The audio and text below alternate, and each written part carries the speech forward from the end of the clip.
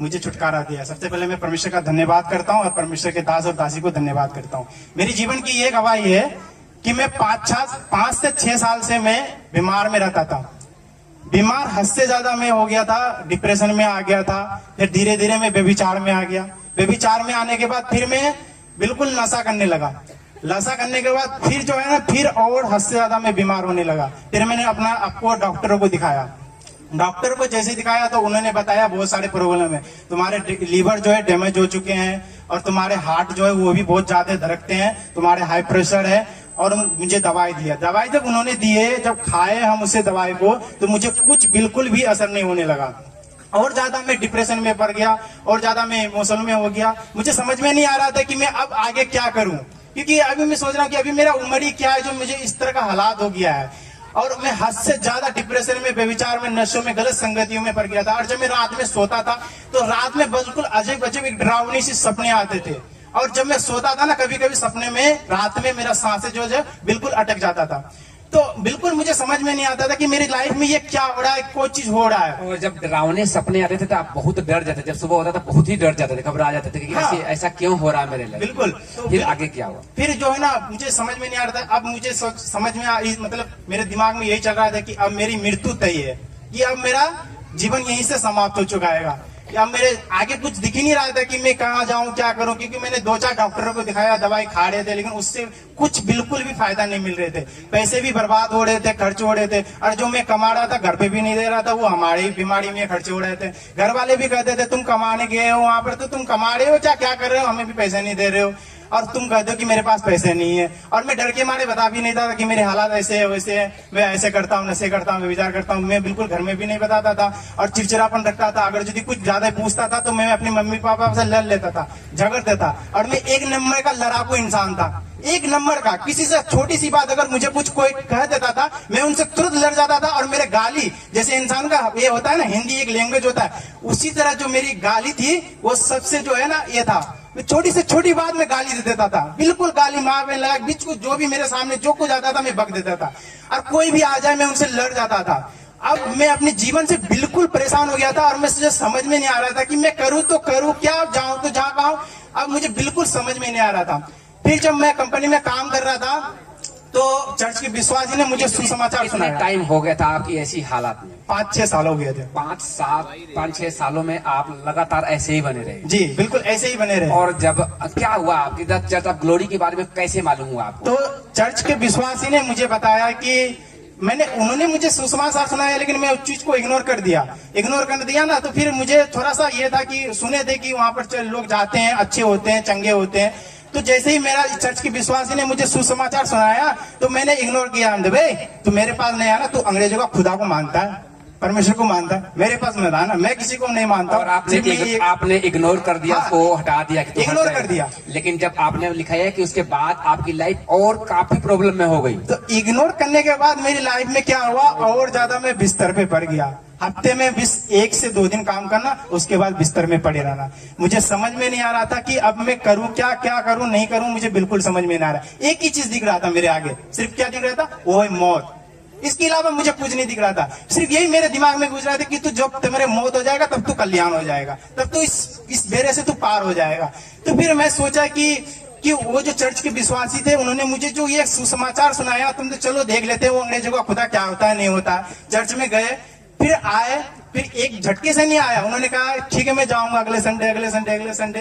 तो फिर सपने में थोड़ा मुझे दर्शन मिला, चर्च में मुझे थोड़ा सा विजन मिला। तो मैंने चर्च के विश्वासी को सुनाया कि मेरे सपने में ऐसा दर्शन क्यों आया, क्रूस का मेरे दर्शन आया था मेरे सपनों में। तो उन्होंने कहा कि प्रभु आपको चुनना चाहता है। उन्होंने मुझे जोर से हालेलुया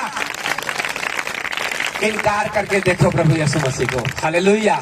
और ऐसे अद्भुत काम आपकी लाइफ में खड़ा करके कर देगा कि आप विश्वास नहीं करेंगे। ऐसा मेरी लाइफ भी हुई है। हाँ ब्रदर आगे बताएं। तो फिर जो मुझे दर्शन आया तो मैं अपने चर्च के जो विश्वासी था तो मैं उसको बताया कि ये मेरे सपनों में क्यों आया। तो उन्होंने कहा कि प्रभु आपको चुनना चाहता है। हमें क्यों प्रभु चुनना चाहता है, ये क्रूस का है मेरे सपने में आया। तो मैंने तू मेरे साथ तू चर्च चल। तो फिर मैं उसको बताया, उस चीज को भूल गया। फिर मैं उसको बताया कि भाई मेरा जो है ना, मैं हद से ज्यादा बीमार रहता हूँ, कमाता हूँ कुछ भी, पैसे नहीं कहाँ जाता है कुछ समझ में नहीं आता, और कभी कभी मैं ड्रिंक करता हूँ। तो उन्होंने कहा तू चल मेरे साथ चर्च चल। तो चल चल यहाँ कुछ खिलाएगा पिलाएगा तो नहीं, कोई तंत्र मंत्र तो नहीं बोलेगा? नहीं तू मेरे साथ चल तो पहले। तो चलो देख ही लेते हैं यार, अब तो दुनिया से अब तो जाना ही है, जब छुटकारा है मुझे मरना ही है तो अब चलो देख ही लेते हैं, अंतिम विश्वास कर ही लेते हैं। फिर जब चर्च में आए, जैसे हम चर्च में आए तो फिर क्या देखता हूँ, यहाँ की गवाही दे रहे हैं, आराधना हो रही है, वर्शिप हो रहे हैं, तो हमको थोड़ा बहुत अच्छा लगा। तो अच्छा लगा जब जैसे जैसे हम गवाही जब सुने तो हमको मेरा मन थोड़ा ये होने का लगे नहीं कि हमने सही जगह में आए थे। और दूसरी बात, उससे पहले एक बात बताता हूँ कि जब मैं बीमार में था तो जब मेरे दोस्त चर्च के विश्वासी था, उन्होंने जो मुझसे सुसमाचार सुनाया था, तो मैंने ये चीज पूछा था कि तू जो पास्टर वहां पर जो प्रचार करते हैं ना, उनसे बोल कि मैं वहीं से प्रार्थना कर दे, चर्च से ही, अपने घर से, ताकि मैं यहीं से चाहिए हो जाऊं और चर्च जाने की जरूरत नहीं पड़े।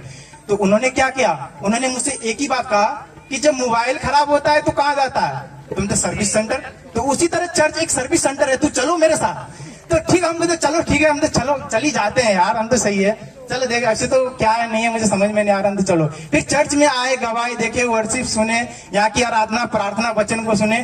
तो जब फर्स्ट बार मेरे ऊपर लैंड हुआ तो जैसे ही परमेश्वर का सामर्थ्य हाथ मेरे सर के ऊपर आया तो बिल्कुल मैं गिर पड़ा।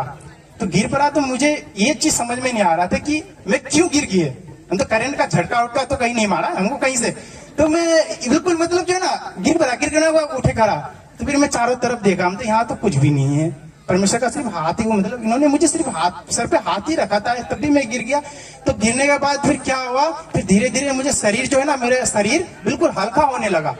बिल्कुल मैं सूख गया था पहले, लेकिन भारीपन लगता था। लेकिन जब मैं चर्च आया फर्स्ट बार, तो जब सामर्थ्य परमेश्वर का हाथ मेरे ऊपर आया तो मेरा शरीर क्या होने लगा, हल्का होने लगा। मतलब कुछ लग रहा है कि मतलब मुझे छोड़ के कुछ जा रहा है, मुझे बिल्कुल कुछ छोड़ के जा रहा है। तो एकदम से मैं बिल्कुल हिल नहीं गया। फिर क्या किया, मैं चर्च आने लगा, चर्च आने लगा, गवाही को देखे, गवाही को सुने, वचन को फिर ये किए। तो फिर क्या हुआ, तो एकदम से हिल नहीं हुआ। जब परमेश्वर में आया तभी मैं चर्च आने लगा, तभी मैं लड़ाई झगड़े करता था।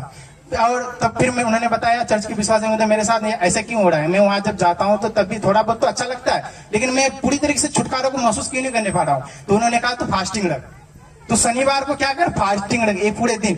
तो यार मैं तो भूखकर इंसान हूँ, मैं इसे खाए बिना खाए तो रह नहीं पाऊँ, और तू कहता फास्टिंग रख, मुझसे नहीं होगा। तो फिर मेरे मन में पता नहीं क्या ख्याल, चलो यार रख ही लेते हैं, क्या बात है, एक दिन नहीं खाएंगे तो क्या मर जाएंगे।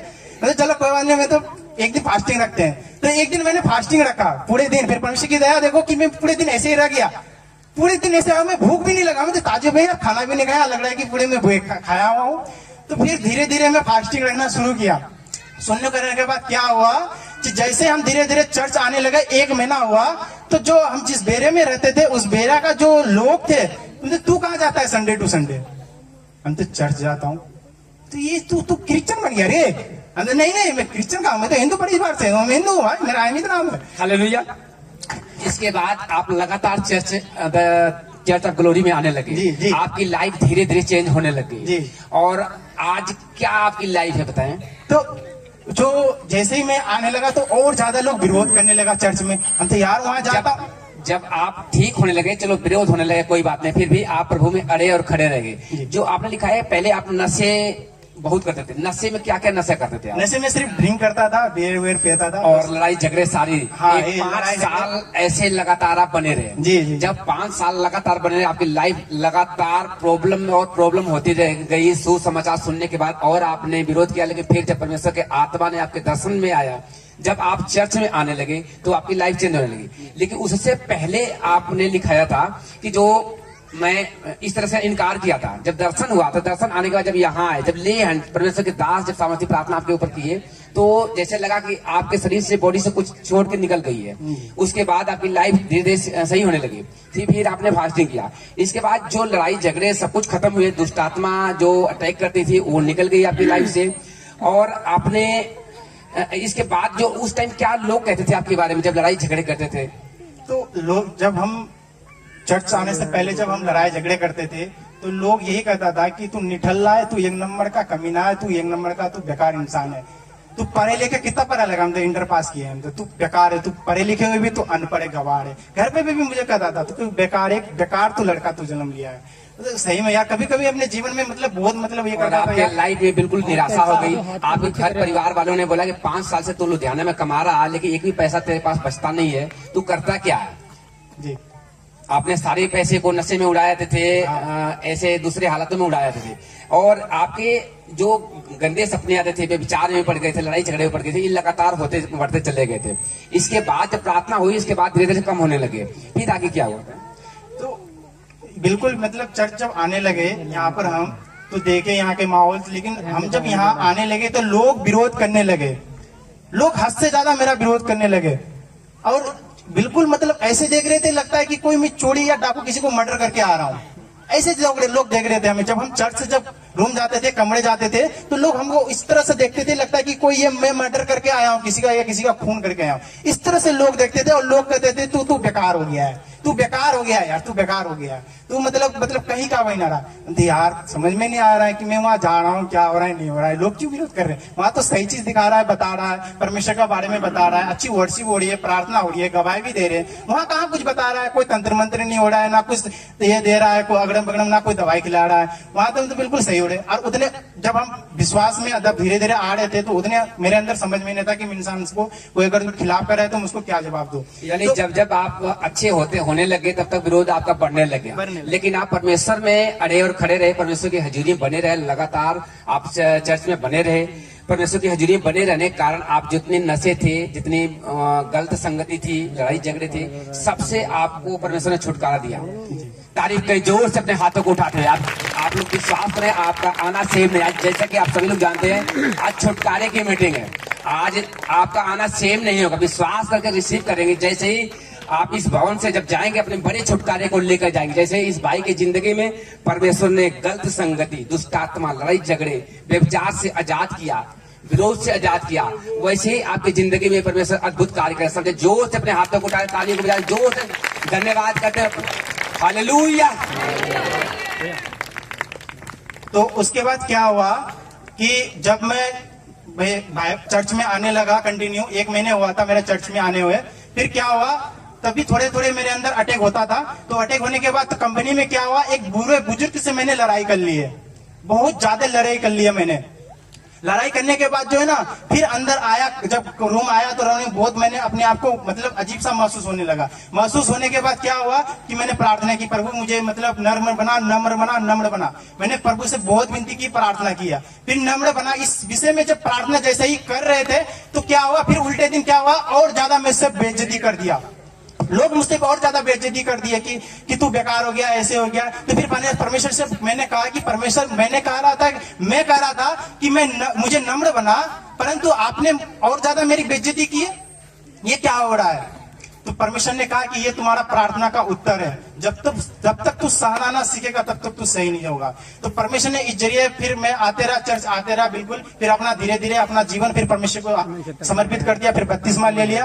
बपतिस्मा लेने के बाद फिर संपूर्ण मन से फिर छुटकारा हो गया मेरे। जोर से हालेलुया, जोर से धन्यवाद करें जीवित खुदा का। जब इस भाई की जिंदगी में जब ये लगा कि मेरे लिए सारे रास्ते बंद हो चुके, मौत ही अब लास्ट है, तो परमेश्वर ने कहा कि मार्ग, सत्य और जीवन मैं ही हूँ, जो मेरे पास आएगा जीवन को पाएगा। हालेलुया। इस भाई ने इतनी मुसीबतों को सहते हुए प्रभु यीशु मसीह को माना, उसके राहों पे चला।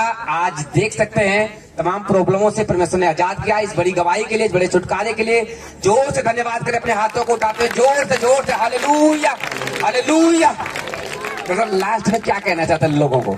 लास्ट में यही कहना चाहता हूँ कि आपकी हालात कैसी भी हो, परमेश्वर में अड़े और खड़े रहो। क्योंकि हमारी बाइबल कहती है कि एक समय था जो यूसुफ गड्ढे में था, और एक समय आया जो वो प्रधानमंत्री बना।